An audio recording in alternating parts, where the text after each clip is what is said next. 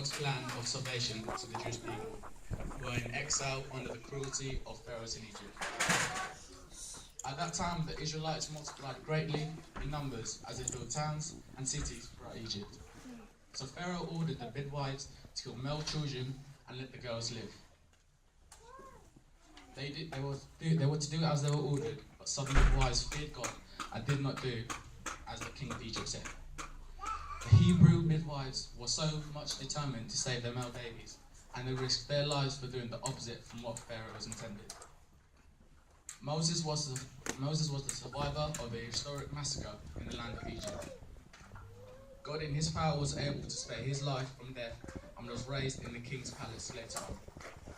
This meaning of Moses is draw out of the water. Pharaoh's daughter loved Moses and treated him as her own son, without knowing that one day Moses would free the people of God from Pharaoh. Moses was raised, educated, and he was to live like an Egyptian. But God's purpose for him was beyond human knowledge. What God has done to Moses from birth until his death is promising truth to you, our dear parents, and us children, that God has a greater plan for every single one of us. He always promises his life and not misery and death like Pharaoh did in his kingdom. In the New Testament Bible, Jesus resumes the role of Moses to deliver us in our new exploit as God's new people. A few points for you to take home for us in this service. Thank you for listening. God bless you.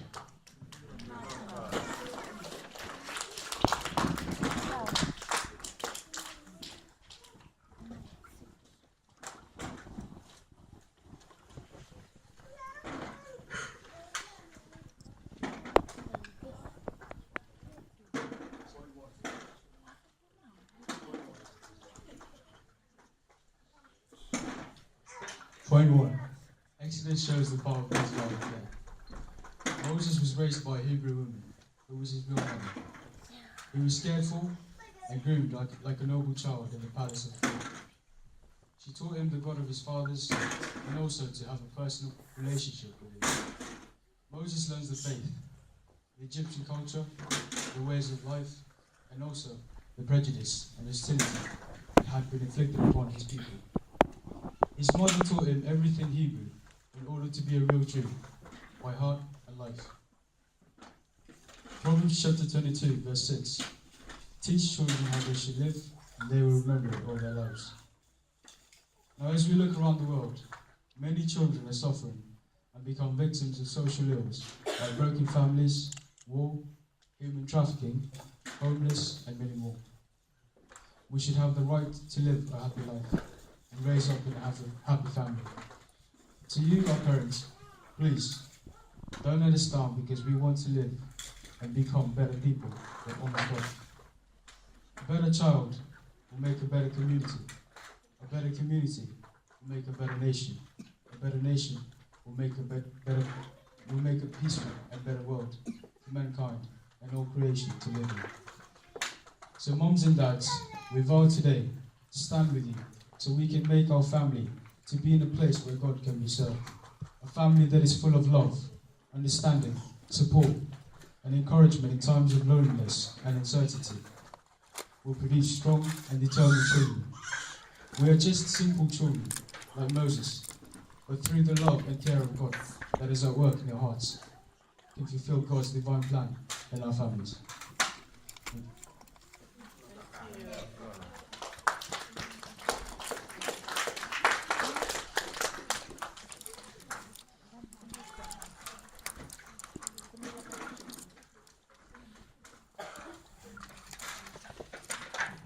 Point 2. Salvation is God's plan for all people.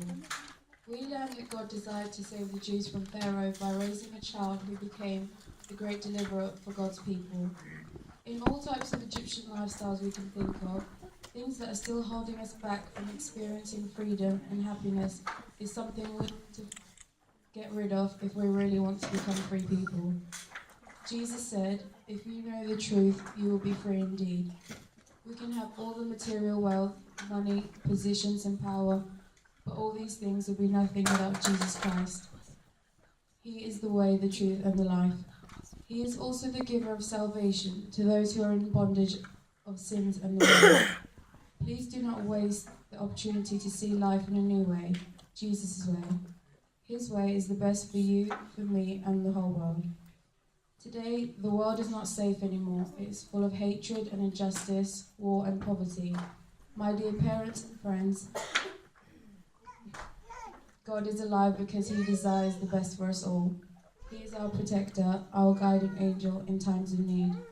He showed this to His disciples to show that He cares about our vulnerability, as Matthew chapter 11 verse 28 says, "Come to me, all of you who are tired and carrying heavy loads, and I will give you rest." Believe in Jesus today. He promised to save you and me.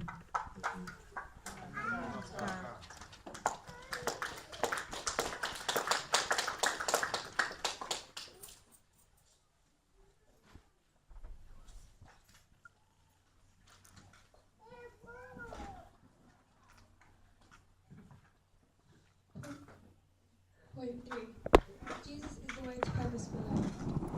If you may forget everything we said today, then let me remind you, everything just boiled to one thing, and that is, Jesus has the key to unlock all the locked doors of this life and the life to come, for He is the only chosen hope, treasure, and source of blessing that God has prepared for the whole world. All of us here today want to see a better future, free from danger, hurt, pain, suffering, and uncertainty. So then let us all seek Jesus and worship Him as our God in this life and the one to come.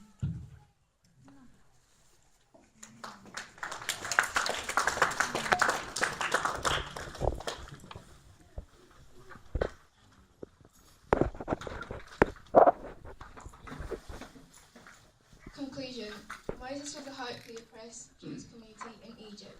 In the New Testament, Jesus has become the hope of all people, rich or poor, educated or uneducated, black or white. Jesus is for all the Saviour of the world. May we go today and start worshipping Jesus in our homes and in our lives. Amen.